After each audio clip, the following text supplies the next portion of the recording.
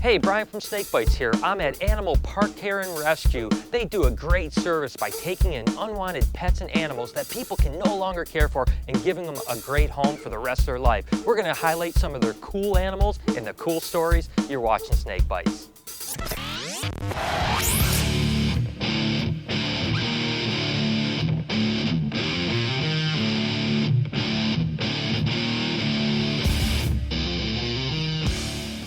All right, so the first animal that I want to highlight is a skunk named Cinnamon. And as you can see, it doesn't look anything like the normal skunk that you would think. It's not that black and white. It happens to have that really brown and white look to it. And that's why his name is Cinnamon. Believe it or not, it's actually a color variant that can be selectively bred. Now, this was an unwanted pet, unfortunately. A lot of people get skunks and think, oh, this is going to be an awesome pet. And this one happens to be descented, so it's not going to spray you. But they still are a little bit of a handful, although I think they're incredible animals.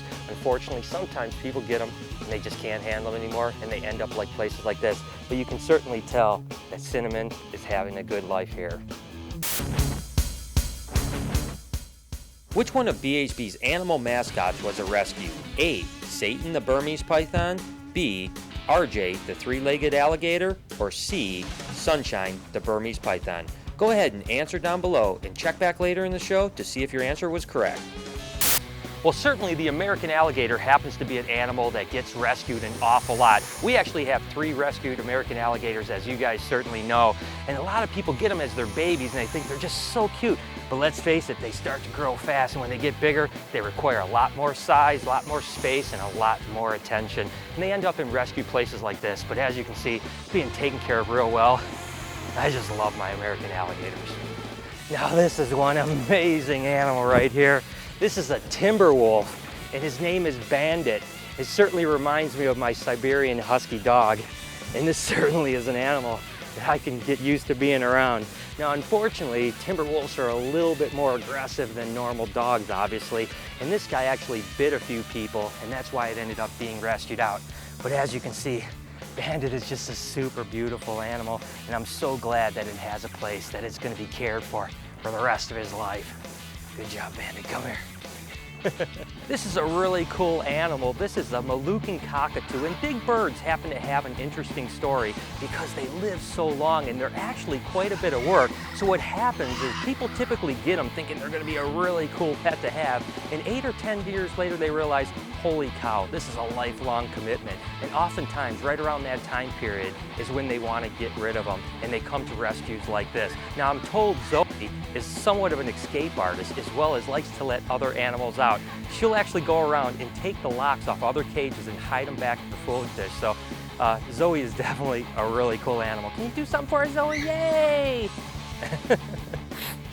Well, certainly a lot of reptiles get out to rescues as well. Things like this green anaconda sometimes seem like a great idea for people when they first get them, and then they realize that their attitudes are a little bit sketchy, and they're certainly going to get really big. Now, green anacondas are one of the largest bodied snakes in the entire world. They come from South America, and this guy, as an adult, could probably get 200, 250 pounds, no problem. And I tell you what, he's got a bit of an attitude, so when that animal gets that big, it's certainly going to be a handful. But as you can see, it's actually acting pretty well right now. But getting it out of its cage, it almost tagged me about 5 times. I tell you what, there's something about anacondas that I absolutely love. But you can see he's just keying in on my nose right now. His tongue is completely out. Wants me to just get a little bit closer, and wham, he would absolutely nail me. Not today, bugger, not today. Now this is one amazing animal. This is called a binturong, or a bearcat. They're from Southeast Asia, and they can get up to about 50 pounds. And believe it or not, over there, they sometimes train these guys as dogs. This guy's name is Orville, and the reason for that is because they smell like popcorn. And it's really true, they do really smell like popcorn. And as you can see, they absolutely love bananas. Now that is a face that's unbelievably cute. Well, it's certainly not every day that you get to hand feed a porcupine. And this guy is really cool. His name is Pepper.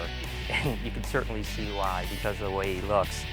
And I think the biggest thing about porcupines is the misnomer that people think that they can shoot those quills out at people. But the truth is they have to back up and actually puncture them into you.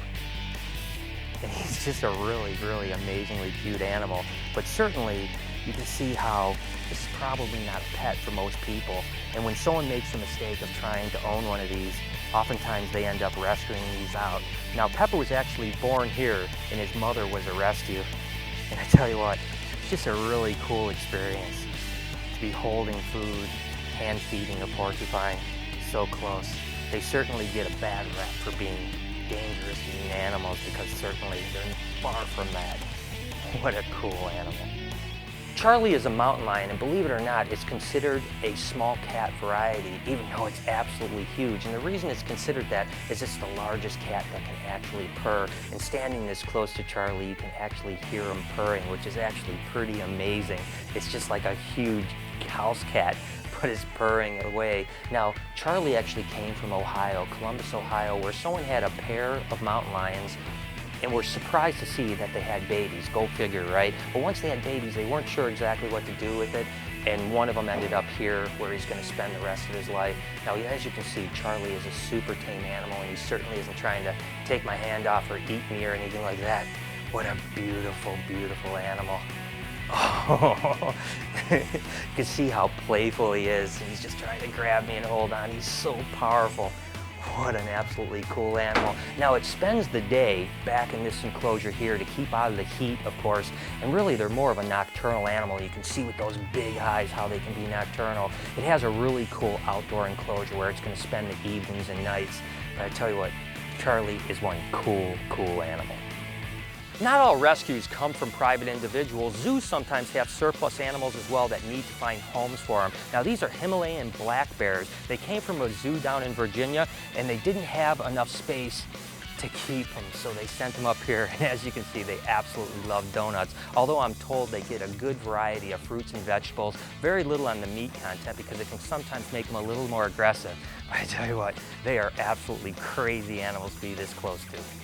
All right, this is a pretty cool animal. This is Cody, the coati. And they're actually really interesting animals, but believe it or not, they're just like a South American raccoon. Now, this guy's been here for a little while, since he was just a little baby. And as you can see, he loves grapes.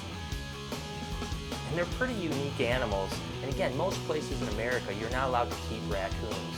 So for someone that's a real raccoon enthusiast, these coati are certainly the animal of choice. And that little long nose is just adorable. And they're full of energy too. I'm really digging this animal. There you go, buddy. How cool is that? You want all of them, don't you? Like, I don't want just one grape. I want them all. What a cute animal, man. This is just absolutely fantastic. Sebastian is a Bengal cat, which is of course a cross between a domestic cat and an Asian leopard. But unfortunately, sometimes they don't make the best house cat pets because they still have that little bit of wildness in them. And Sebastian here actually had a favorite pastime, which was running around killing other cats in the neighborhood.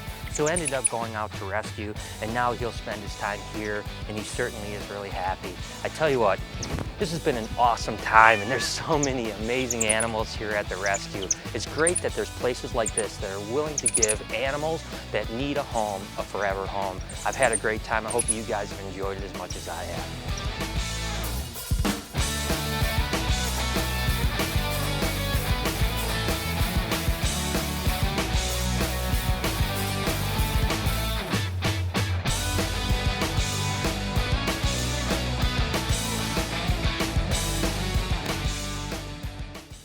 Alright guys, so the movie World War Z came out this weekend. You know, I didn't get to see it yet, but I know all the guys I work with are really big zombie movie buffs, and I want to know, do you guys think that a zombie apocalypse is really plausible? You think it's going to happen? Leave a comment below and let us know. So there it is. I hope you guys enjoyed the show. What an amazing time it is to get to spend with such incredible animals. If you guys want to follow any of my animal adventures, make sure to hit me up over on Facebook and Twitter at SnakeBytesTV. Till next week, you've been watching Snake Bites.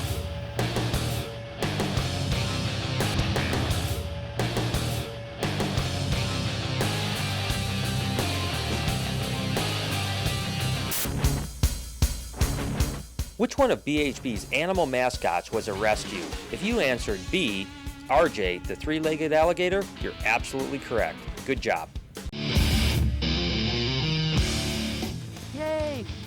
Zoe, what you doing? You're looking at me like I want to bite your nose.